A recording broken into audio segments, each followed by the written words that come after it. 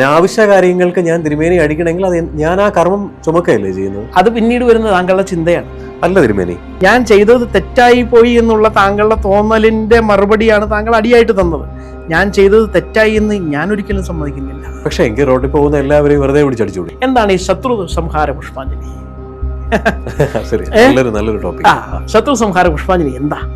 ശരിക്കും നമ്മൾ ഭദ്രകാളിൻ്റെ അമ്പലത്തിൽ പോയ ഭദ്രകാളിൻ്റെ നമ്മളിപ്പം കുറച്ചിങ്ങനെ ഇരിക്കുന്ന സമയത്ത് ആളുകൾ പറയും, തിരുമേനി എനിക്ക് ഭയങ്കര ശത്രുക്കളാണ്, ചുറ്റിനും ആർക്കും ഒരു ഇതില്ല, നമുക്കൊരു ശത്രു സംഹാര പുഷ്പാഞ്ജലി കഴിക്കണം. യഥാർത്ഥത്തിൽ ഈ ശത്രു സംഹാര പുഷ്പാഞ്ജലി എന്താ വെച്ചാൽ നമ്മുടെ ഉള്ളിൽ മറ്റൊരാളോട് ശത്രുത തോന്നരുതേ എന്ന് നമുക്ക് ചിന്തിക്കുന്നതാണ് ശത്രു സംഹാര. അതുകൊണ്ട് തന്നെ ഇപ്പൊ ആദ്യം ഫസ്റ്റ് ഒരു ചോദ്യം ചോദിച്ചില്ലേ, നമ്മൾ പാപമാണോ ചെയ്ത പുണ്യമാണോ? ഈ ജന്മങ്ങളിൽ എവിടെയാണ് നമ്മൾ പാപം ചെയ്തേക്കുന്നതെന്ന് എങ്ങനെയാ അറിയുന്നത്? അറിഞ്ഞുകൊണ്ട് മറ്റൊരാളെ അത് ചിന്തയാണ്, മനുഷ്യന്റെ ചിന്തയാണ്. പക്ഷെ ചിന്തയാണെങ്കിലും തിരുമേനി, ഞാനിപ്പോൾ തിരുമേനിയെ ദ്രോഹിക്കുകയാണ്, അറിഞ്ഞുകൊണ്ട് ദ്രോഹിക്കുന്നത്.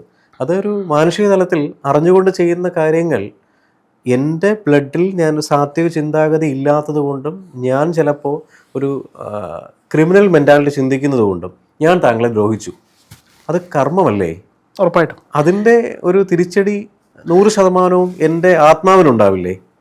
അതിനകത്ത് വേറൊരു സംഭവമുണ്ട്, അത് വളരെ രസമായിട്ടുള്ള ചോദ്യം.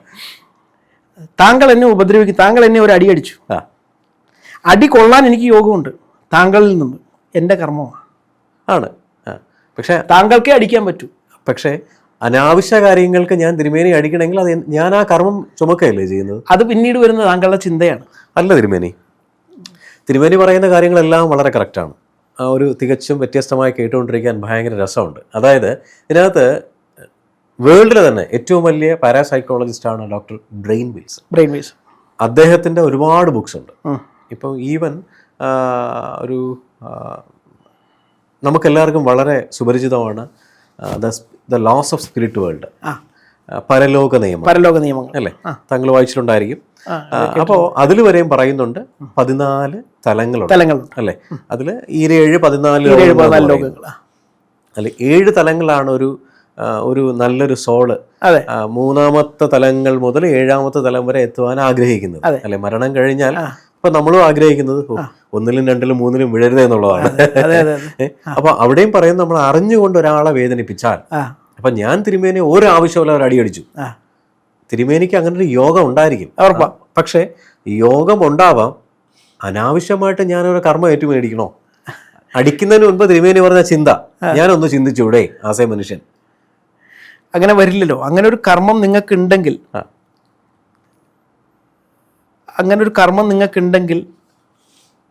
ഈ ആദ്യം പറഞ്ഞ ചിന്ത രണ്ടാമതേ വരൂ, ഞാൻ എന്തിനിത് ചെയ്തു. ആ ചിന്തയിലാണ് താങ്കൾ പറഞ്ഞ പ്രശ്നങ്ങൾ മുഴുവൻ നിൽക്കുന്നത്. ചെയ്തത് തെറ്റായിപ്പോയി, ചെയ്യരുതായിരുന്നു. ഈ ചിന്ത ആദ്യം വന്ന അടി ഉണ്ടാവില്ല. ഈ അടി നടക്കണം എന്നുള്ളത് ഞാൻ ആ ബേസ് പോയിന്റാണ് ഞാൻ പിടിച്ചിരിക്കുന്നത്. താങ്കളിൽ നിന്ന് എനിക്കൊരു തട്ട് കിട്ടണം, അതെന്റെ യോഗമാണ്, തട്ടേണ്ടത് താങ്കളുടെ യോഗമാണ്. അങ്ങനെ ആ യോഗത്തെ മാറ്റിമറിക്കാൻ ആരാലും സാധ്യമല്ല എന്നുള്ളതല്ല. അതായത് നല്ലൊരു ഉപാസകനാണെങ്കിൽ തിരുമേനി ആദ്യം പറഞ്ഞത് തോന്നില്ല. ഞാൻ രാവിലെ എഴുന്നേൽക്കുന്ന സമയത്ത് ഞാൻ എന്ന് പറയുന്ന വ്യക്തി ഉപാസനമൂർത്തിയോട് പറയുക, ഉപാസനമൂർത്തി ഇന്ന് ഞാൻ ചെയ്യുന്ന കാര്യങ്ങളെല്ലാം താങ്കളുടെ ഗൈഡൻസ് കൊണ്ടായിരിക്കണം. അത് തന്നെയാണല്ലോ. അപ്പോൾ ചെയ്യാൻ പോകുന്നതിന് മുൻപായിട്ട് ഇതൊരു ജനറിക് ആയിട്ടുള്ളൊരു ഉപാസനയാണ്. അതിനു പുറമെ നമ്മൾ ഡേ ടു ഡേ ലൈഫിൽ ചെയ്യുന്ന ഓരോ മൂവ്മെന്റ്സും. ഇപ്പൊ ഞാൻ താങ്കളോട് സംസാരിക്കുന്ന സമയത്ത് ഞാൻ ചോദിക്കുകയാണ്, ഇദ്ദേഹത്തോട് ഞാൻ സംസാരിക്കുന്നതിൽ കുഴപ്പമുണ്ടോ? അപ്പൊ നമുക്കൊരു ഇൻഡിക്കേഷൻ കിട്ടും. വന്ന് പറയും നോ യെസ് എന്ന് പറയുന്നുള്ളതല്ലോ. നല്ലൊരു ഉപാസന ഉള്ള ഒരാളാണെങ്കിൽ പല രീതിയിലുള്ള ഇൻഡിക്കേഷൻസ് കിട്ടും അല്ലേ? താങ്കൾക്കറിയാലോ. അപ്പോൾ അവിടെ നമ്മളെ ഗൈഡ് ചെയ്യുന്നത് പോലെ ആയിരിക്കില്ല ഒരു അടി നമുക്ക് സ്റ്റോപ്പ് ചെയ്യാൻ പറ്റില്ലേ? താങ്കളുടെ ചിന്താഗതിയിൽ മാത്രമേ അടി ഒരു ദോഷമായിട്ടുള്ളൂ. അതെ, ദോഷം എന്ന് പറയുന്നത് ദോഷമല്ല, അല്ലെങ്കിൽ അതിൽ ചെയ്യരുതാത്ത കാര്യമായിട്ട് താങ്കളുടെ ഉള്ളിൽ മാത്രമേ ഉള്ളൂ. തിരുമേനി അറിഞ്ഞുകൊണ്ട് എന്തെങ്കിലും കാണിക്കുകയാണെങ്കിൽ ഞാൻ അടിച്ചാൽ കുഴപ്പമില്ല. അല്ല, അതും തോന്നലാണ്, അതും ഒരു തോന്നലാണ്. ഞാൻ ചെയ്തത് തെറ്റായി പോയി എന്നുള്ള താങ്കളുടെ തോന്നലിന്റെ മറുപടിയാണ് താങ്കൾ അടിയായിട്ട് തന്നത്.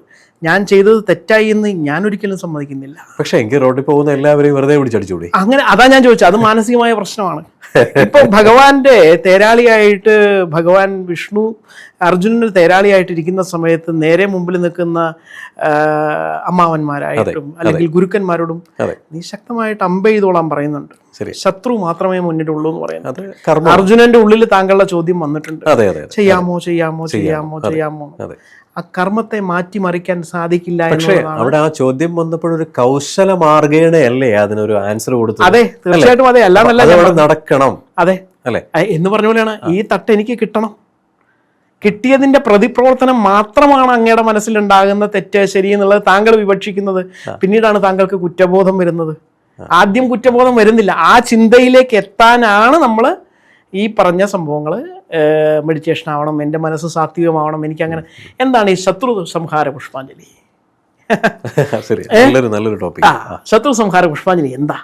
ശരിക്കും നമ്മൾ ഭദ്രകാളിയുടെ അമ്പലത്തിൽ പോയാൽ ഭദ്രകാളിയുടെ നമ്മളിപ്പം കുറച്ചിങ്ങനെ ഇരിക്കുന്ന സമയത്ത് ആളുകൾ പറയും, തിരുമേനി എനിക്ക് ഭയങ്കര ശത്രുക്കളാണ് ചുറ്റിനും, ആർക്കും ഒരു ഇതില്ല, നമുക്കൊരു ശത്രു സംഹാര പുഷ്പാഞ്ജലി കഴിക്കണം. യഥാർത്ഥത്തിൽ ഈ ശത്രു സംഹാര പുഷ്പാഞ്ജലി എന്താ വെച്ചാൽ നമ്മുടെ ഉള്ളിൽ മറ്റൊരാളോട് ശത്രുത തോന്നരുതേ എന്ന് നമുക്ക് ചിന്തിക്കുന്നതാണ് ശത്രു സംഹാര.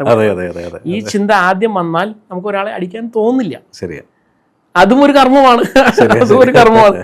ഇത് നമ്മൾ നോക്കുമ്പോഴേ കുറേ കാര്യങ്ങൾ നമ്മൾ നോക്കുമ്പോൾ ഒരു കോമഡിയാണ്. സംഭവം എന്താണെന്ന് വെച്ച് കഴിഞ്ഞാൽ നമ്മൾക്കുണ്ടാകുന്ന ചിന്തകളും നമുക്കുണ്ടാകുന്ന കണ്ടെത്തലുകളും നമ്മളുടെ അതിന് കണ്ടെത്തുന്ന മാർഗങ്ങളും ഒക്കെ നമുക്ക് നമ്മളുടെ ഉള്ളിൽ തോന്നുന്ന ചിന്തകൾ മാത്രമാണ്. 850 കോടി ജനങ്ങളുണ്ട് ലോകത്തെന്ന് പറയുന്നുണ്ട്, എനിക്കറിയില്ല, ഞാനിങ്ങനെ വായിച്ചിട്ടുണ്ട്. അങ്ങനെ 850 കോടി ജനങ്ങളും മറ്റ് സകല ഒരുപാട് കോടിക്കണക്കിനായിട്ടുള്ള മറ്റ് ജന്മങ്ങളും ഉണ്ട്.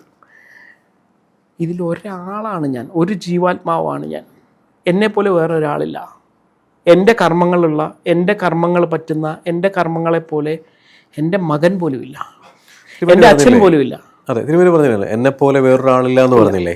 അപ്പോൾ നേരത്തെ തിരുമേനി പറഞ്ഞു ഈ ആത്മാവ് വിഘടിതമായാ പോകുന്നതെന്ന്. അതെ അല്ലേ? അതെ. അപ്പോൾ ചില നമ്മൾ എവിടെയെങ്കിലും പോകുമ്പോൾ നമ്മുടെ കുടുംബത്തിൽ ഒരു അപ്പൂപ്പൻ്റെ ഛായയുള്ളവരായിരിക്കും ഒരു ചെറുമകൻ വരുന്നത്. അപ്പോൾ പലരും പറയും ആ കുട്ടിക്ക് അപ്പൂപ്പൻ്റെ അതേ ഛായ, അമ്മൂമ്മയുടെ അതേ ഛായ. അപ്പോൾ ഇതെല്ലാം ആത്മാവിൻ്റെ പുനർജന്മമല്ലേ? ആത്മാവ് വിട്ടേക്കൂ. നിങ്ങൾ കഴിച്ച ആഹാരത്തിൽ നിന്നുണ്ടായ ബീജത്തിലാണ് നമ്മളുടെ DNA കിടക്കുന്നത്. DNA-യിലാണ് ജീൻസ് ഉള്ളത്. ജീനുകൾ എന്ന് പറയുന്നതാണ് നിങ്ങളുടെ സ്വഭാവത്തെ നിങ്ങളുടെ പാരമ്പര്യവുമായിട്ട് ഘടിപ്പിച്ചു കൊടുക്കുന്നത്. ജീനുകളാണ്. അതൊരു അവസ്ഥാന്തരത്തിൽ എത്തുമ്പോൾ മാത്രമേ ഉള്ളൂ. ഏത് ഈ ബ്ലഡ് ബീജമായി മാറി, ബീജം ഒരു അമ്മയുടെ ബീജമായി മാറി നിങ്ങൾ കോണ്ടാക്റ്റ് മറ്റൊരു നമ്മളുടെ വൈഫുമായിട്ട് അല്ലെങ്കിൽ നമ്മളുടെ ഭാര്യയുമായിട്ട് കോണ്ടാക്റ്റ് നടക്കുമ്പോൾ നിങ്ങളുടെ ജീനുകളും അവരുടെ ജീനുകളും കൂടി യോജിച്ചിട്ടാണ് ഇതൊരു ബീജമായിട്ടുള്ളിലേക്ക്. അവിടെ മുതലേ പാരമ്പര്യമുള്ളൂ, അതിനു മുമ്പ് പാരമ്പര്യമില്ല. ഓക്കെ, അപ്പം ഈ അപ്പൂപ്പൻ ചെറുമോൻ രണ്ടും ഒരു കുടുംബത്തിലുള്ള ആൾക്കാരാണ്. അപ്പോൾ സ്വാഭാവികമായിട്ട് അവിടെ പറയാം അതൊരു DNA സിസ്റ്റമാണ്. കറക്റ്റായിട്ട് അല്ലേ? അതോടെ നിൽക്കട്ടെ. തിരുമേനി പറഞ്ഞ വളരെ കറക്റ്റാണ്. ഇപ്പോൾ നമ്മൾ എവിടെയെങ്കിലും പോകുന്നു, യാദൃച്ഛികമായിട്ട് കാണുന്ന ഒരാള് നമ്മൾ എവിടെയോ കണ്ടുപരിചയമുണ്ട്, എന്നാൽ ഒരു പരിചയമില്ല. വേവ് ലെങ്ത് സെയിം ആണ്. എനിക്ക് അങ്ങനെയുണ്ട്. അതെ, സ്വഭാവം ഓൾമോസ്റ്റ് സെയിം ആയിരിക്കും, ചിന്താതികൾ ഓൾമോസ്റ്റ് സെയിം ആയിരിക്കും. നമ്മൾ സംസാരിച്ച് വരുമ്പോൾ മനസ്സിലാവും ഇദ്ദേഹമായിട്ട് ഭയങ്കര കണക്ഷൻസ് ഉണ്ടാവും.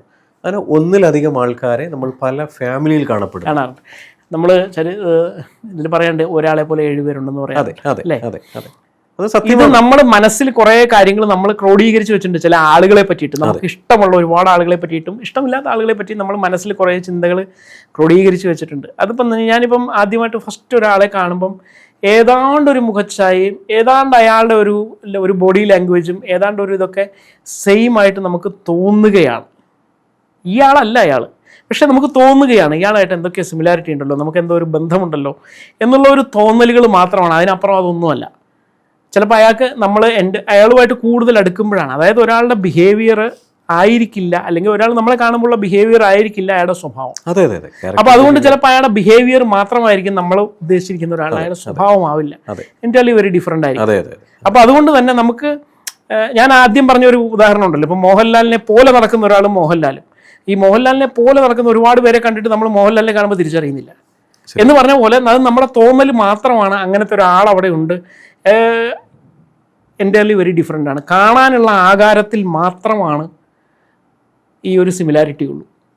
എന്തായാലും വളരെ നല്ല കാര്യം. കാരണം തിരുമേനി പറയുന്ന സമയത്ത് പെട്ടെന്ന് ഓർമ്മ വരുന്നത് നമ്മുടെ പാരാസൈക്കോളജിസ്റ്റ് രാധാകൃഷ്ണ പണിക്കർ സാറിൻ്റെ ഒരു വേർഡ്സ് ആണ്, അതായത് ശൂന്യതയിലെ ആകാശം.